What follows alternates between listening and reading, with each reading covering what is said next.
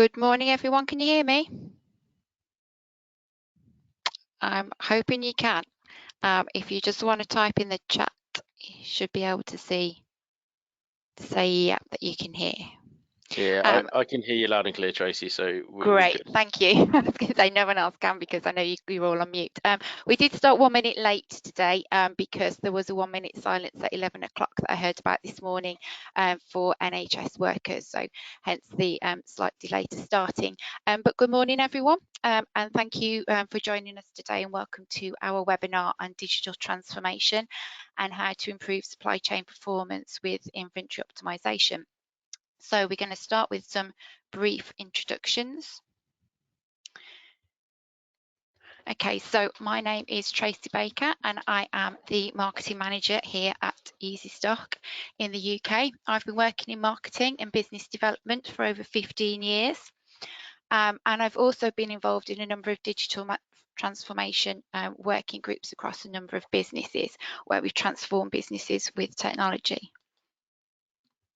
And with me today, I have Mark Chapman, who is presenting with me. Mark is one of our customer success managers here in the UK. He's been at Easy Stock for over 2 years now and has previously worked in logistics at supply chain management, leading teams at both Lidl and Hellman Logistics. So here's an overview of our agenda for today. We're going to start by looking at the importance of digitalising your supply chain and then look at what digitalisation could look like for most businesses. And then we're going to move on to introduce the concept of inventory optimisation and how it can help support your supply chain to make it more efficient and agile. If you'd like to ask any questions, please do so. You should see a questions box on your page, but we will save answering them till the end if that's okay. I also just want to point out that this webinar is not meant to be an Easy Stock demo, but if you find yourself wanting to know more about our software, please drop us a line and we can arrange a demo at a time to suit you. So let's get to it.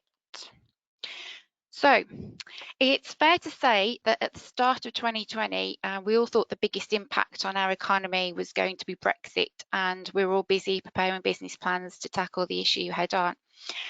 No one expected what was around the corner or could have foreseen the situation that COVID-19 would put the world in today.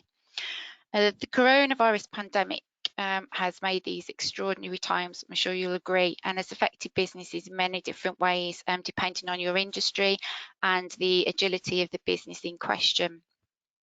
Right now, there's a lot of uncertainty around how long lockdown will be, whether there'll be more than one, and the medium and long-term effects it's going to have on our economy. But what we do know is that we need to start thinking about how we come out of this the other end. So, whilst a lot of businesses have no choice right now but to buckle up and weather the storm, at some point the UK government and industry are going to look to start to rebuild our economy. And at this point, you need to decide which strategy your business will take. Are you going to buckle up? Are you going to be more proactive? At Easy Stock, we're obviously a software company and we rely on businesses investing in new tech.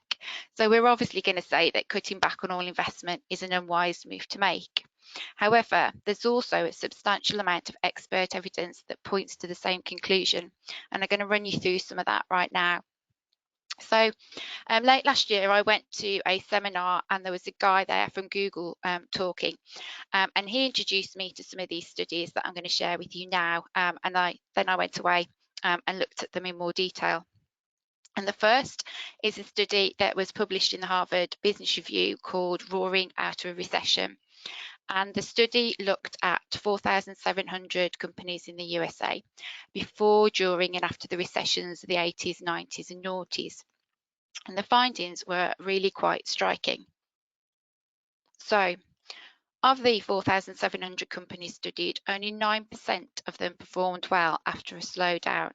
But these 9% really excelled, outperforming rivals in their industry by at least 10% in terms of sales and profit growth.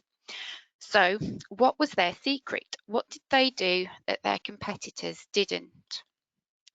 Well, as I said, the researchers looked at the strategies of each of these companies in quite a lot of detail, and they found that these businesses were quite forward thinking. They still cut costs, but they did so by making improvements in operational efficiency.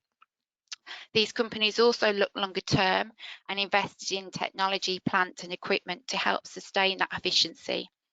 And finally, they would look to the future and invested in research and development and marketing to take advantages of gaps in the market, all of which led to this post-recession growth, which exceeded 10% of their competitors.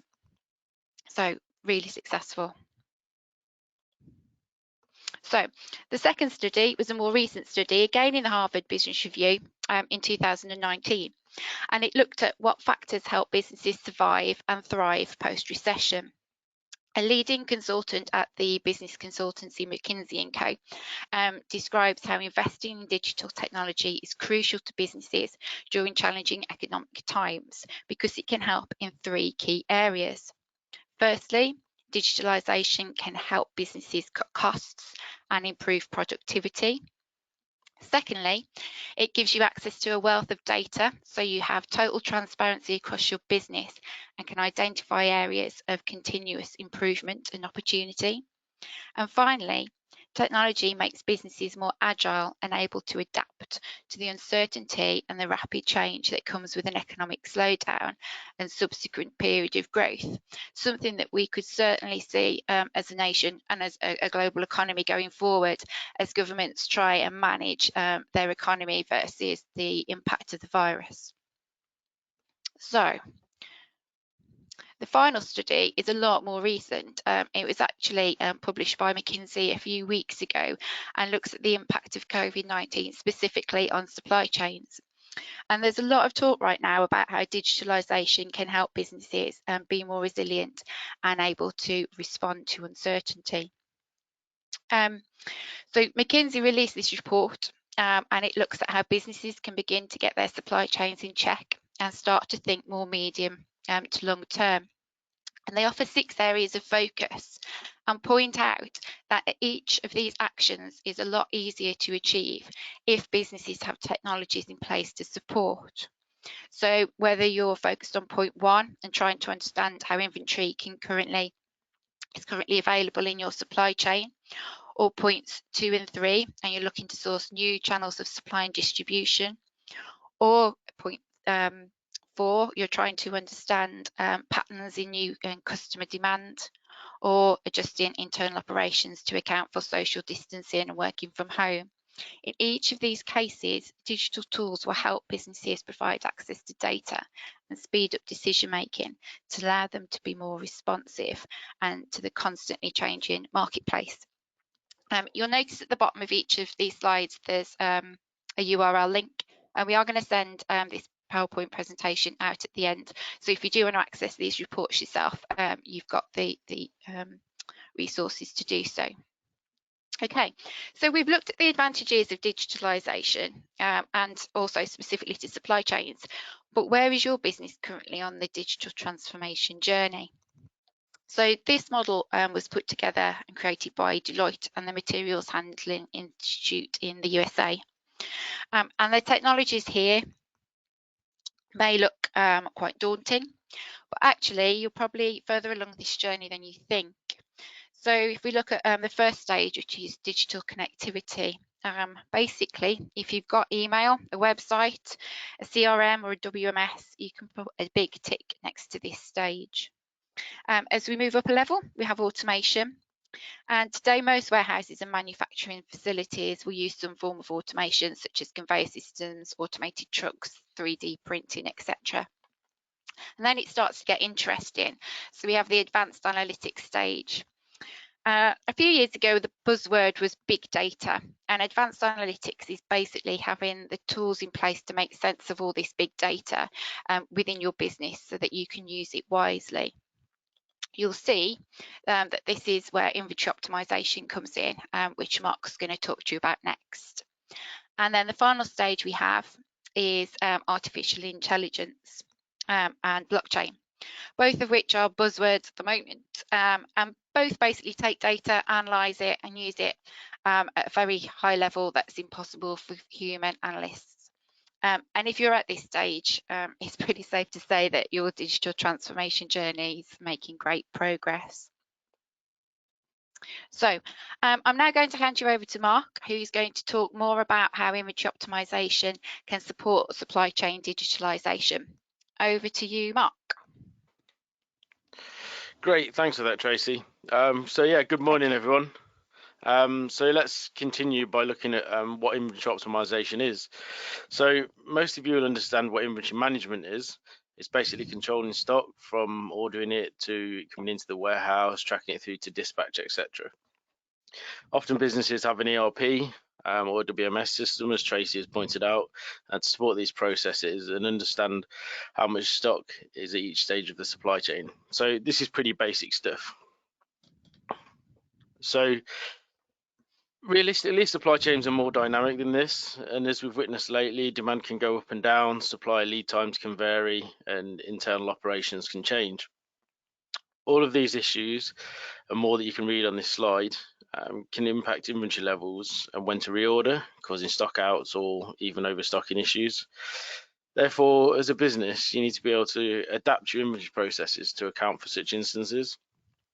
Often ERPs or WMS lack the functionality to kind of support this, and therefore the inventory management teams end up using spreadsheets to calculate and adjust ordering levels before manually typing this data back into their system. Inventory optimization is basically about how you deal with all these variables in a much smarter way.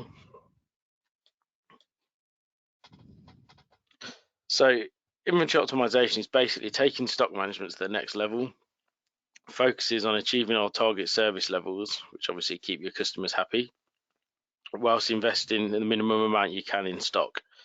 It does this by calculating what to order and when to order it, and constantly adjusting these calculations based on demand and supply variables.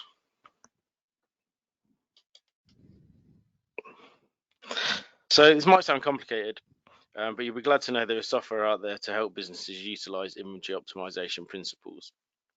An inventory optimization tool will easily connect into your ERP or stock management system. It then uses advanced algorithms to calculate future forecasts, when to order stock, how much you'll need, and where it needs to go in your supply chain. Okay, so let's take a bit of a closer look at the three concepts of inventory optimization then. Regardless of which inventory optimization software you use, the first thing you'll need is a feed from your ERP that includes your master data for your items such as codes, descriptions, supplier lead times, etc. You'll then also need some amount of demand history, your open purchase and manufacturing orders, and then further along the process, your current stock levels in your warehouse. Armed with this data and some background parameter setup, the tool then carries out three important functions: your demand forecasting, the optimizing of your inventory levels, and automating your stock replenishment processes. You may think, well, my ERP can do that, but remember, inventory optimization tools are significantly more advanced than the basic sums used in your inventory management tool. As we look at these three stages in a little bit more detail, I'll try and point out how the inventory optimization software will differ from the functionality in your ERP system. So demand forecasting then. Most ERPs will do basic demand forecasting, basing their forecasts on the previous 30 days or 3-month sales data and running some sort of basic moving average. Doing this probably in a blanket manner across your entire product range, when the reality is each item behaves differently, and therefore we need to treat them individually. An inventory optimization tool will analyze an item's historic demand from a much longer period, and we'll look at several factors that will influence future forecasts. Firstly, it's going to identify an item's position within its product life cycle and assign a relevant demand type. For example, an item during its peak phase will be issued a different demand type to an item that is nearing the end of its maturity stage, where demand might be declining. You'll see there's 9 demand types, and each one dictates the base statistical algorithms that the system will use for forecasting. That's in the top right-hand corner. So secondly, the system will identify any seasonal demand patterns and adjust forecasts accordingly. helping to ensure there's enough stock during peak sales and lowering stock towards the end of these seasons to prevent excess stock as demand tails off. Thirdly, it looks at demand trends. So demand trends are something that, particularly as we come out of this lockdown and businesses start to open up, that are going to become really important. Having the ability to spot and update demand trends daily will allow businesses to respond much quicker to the marketplace as it changes. And finally, you can manually adjust forecasts to consider special offers, discounts, long-term price drops, promotions, etc. So for the foreseeable future, demand's going to be extremely unpredictable, in my opinion. And whilst inventory optimization tools are no crystal ball, they do have the ability to reforecast demand and recategorize items on a daily basis, which is much more useful than doing your categorization once a month or once a quarter via a manual spreadsheet and then trying to apply that to your kind of basic forecasting, or indeed using the ERP forecast, which is probably, like we said, just based on the last month or the last 3 months.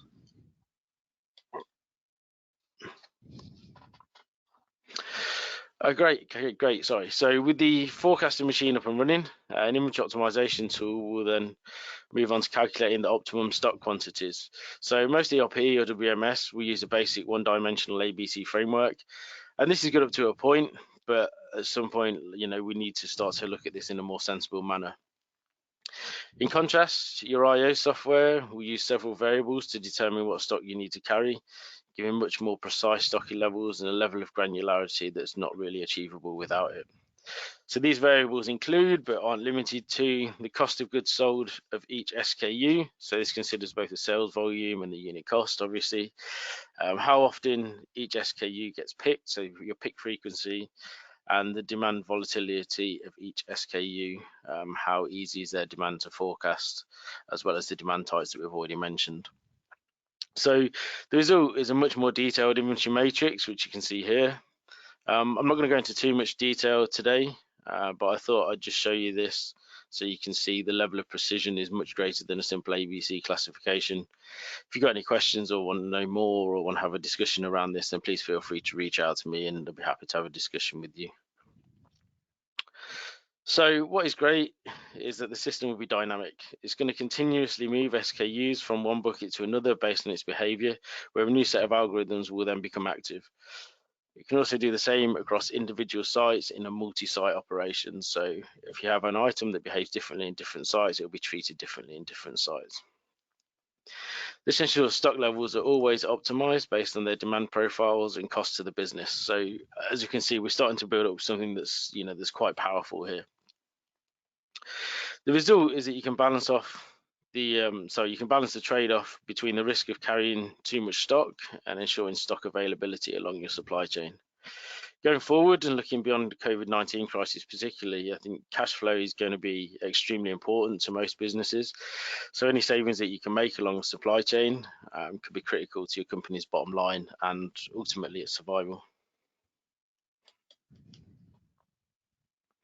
The final stage of inventory optimization is the output in terms of informing an inventory team what they need to order and when they need to order it.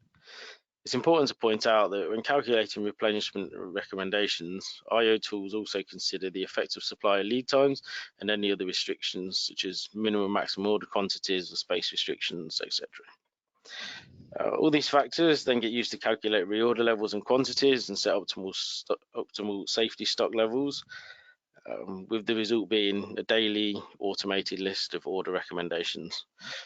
Now, with the good IO tool, you'll be able to decide whether you want to review the orders before sending them back to your ERP, or simply automate the process and have your IO software do it for you, or indeed have some sort of mixture of the two.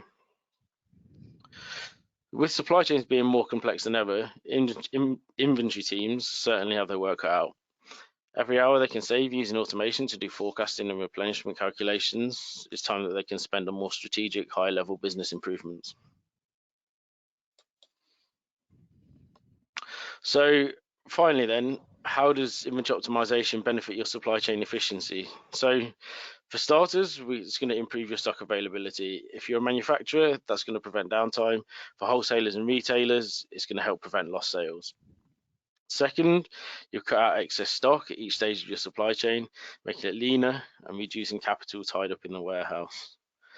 Thirdly, you'll be able to streamline inventory forecasting, planning, and replenishment processes, meaning your inventory management team will spend less time crunching numbers in spreadsheets and more time strategically managing the stock and the processes. Next, we have better supply management. So for supply chains to be agile, you need to understand how your suppliers perform in terms of their lead times.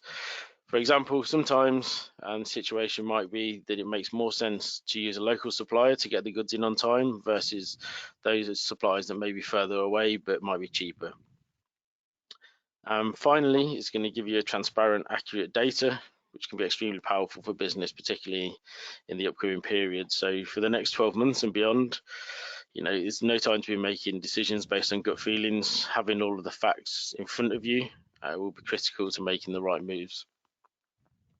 So kind of in conclusion, we're currently experiencing a time when supply and demand is unpredictable, a situation that will likely become more uncertain when economies begin to reopen, and I think quite pertinently when they start to reopen at different times. The need for digital tools to help manage supply chains and future-proof them has never been more pressing, in my opinion. Inventory optimization software is the tool that will help you get your inventory in order, so you can be in the best position possible to adapt to ever-changing market dynamics as we will see in the near future. So I think that's kind of all we've got for you in terms of the structured webinar. At this stage, I'd like to invite anyone to kind of type in any questions that you'd like to in the chat window, and we'll attempt to answer them. Or indeed, if you'd like to reach out personally for a specific discussion, our details are on the screen, and as Tracy mentioned earlier, we will ensure you get hold of these to be able to get in touch with us if you need to. Right. Okay, I'm not seeing any questions. Are you, Tracy? I'm not. Can said thank you for the presentation. Pleasure. Bruce has said very good information, especially from some of the reports covered in the first part. Thanks, Bruce. No questions just yet. We'll just give it another couple of minutes, or seconds, see if anything comes up.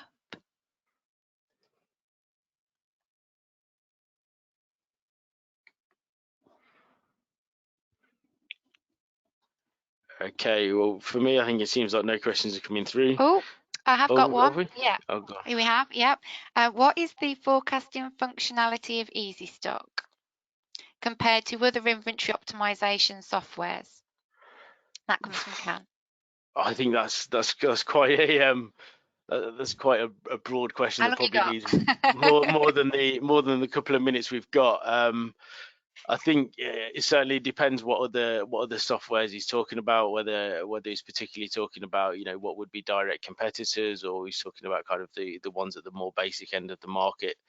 I think potentially it's worth having a discussion to kind of go down into detail for exactly what it is you're looking for in terms of the specifics. If it's to look at specific algorithms, I can discuss those with you.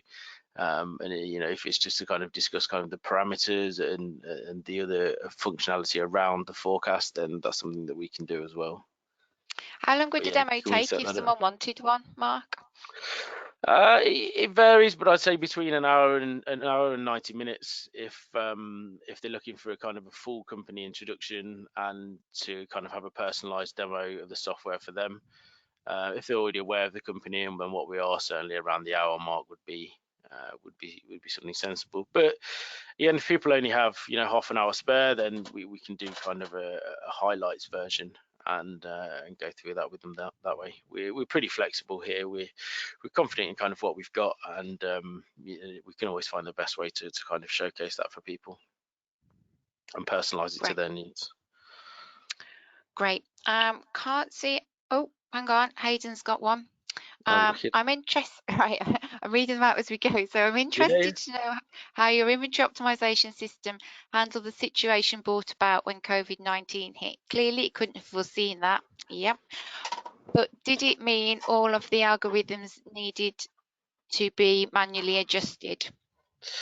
Yeah, this is a great question, and this is basically, as soon as it hit, this was a question we got from basically all of our customers. So we don't manually adjust the algorithms as such. So we have the parameters which we can adjust to allow for changes in the forecast, because obviously if we forecasted we're going to sell 100, we don't want to be ordering 100 when actually realistically the recent history shows us we're going to sell 10. So we can, yes, in answer to the first part of the question, yes, there are manual adjustments that we can make to the forecast immediately if customers have an idea about what percentage they're going to drop.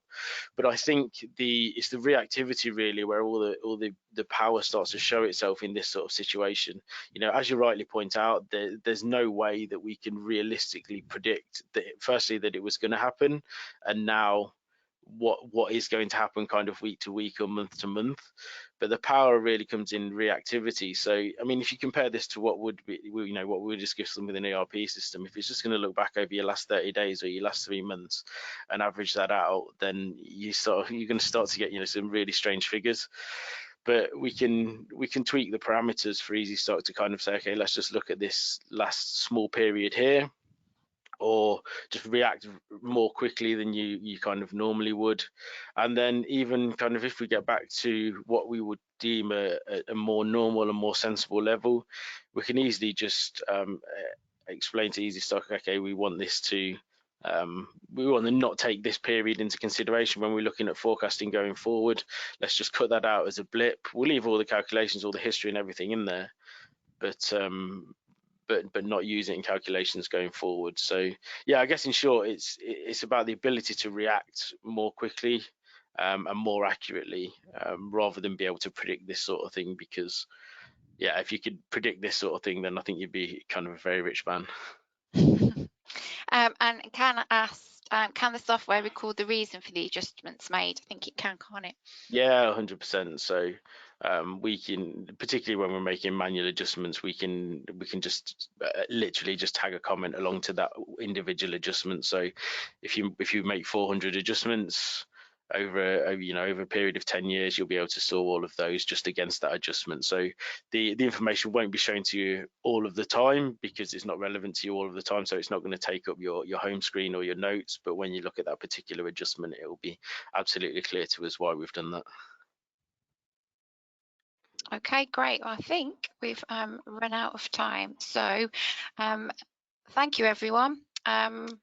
And yes, if there are any more questions that are coming in now, we will get back to you with any answers. We will also send out the webinar PowerPoint as a PDF and make sure that the links to the different studies that we went through are accessible. If you have further questions, or like I said, you want a demo to go into a bit more detail on the functionality, please feel free to contact myself or Mark, and we'll sort something out with you. Thanks everyone for joining. Great, stay Tracy. safe, stay healthy. Yeah. Can I just add? I think what we'll do as well. Our head of Easy Stock's done an interview recently, pretty much on the subject of what we can do during a COVID-19 crisis. So that might be quite interesting to send out along with the other links and the PowerPoint and stuff for people. Great. Yeah, we'll make sure that happens. Yeah, give you a bit more insight into how we can help with the impact. Great. Thanks everyone. I'm going to say goodbye now. Yeah, as I said, stay safe, stay healthy and stay happy. Speak to you soon. Bye. Thanks everyone. Bye.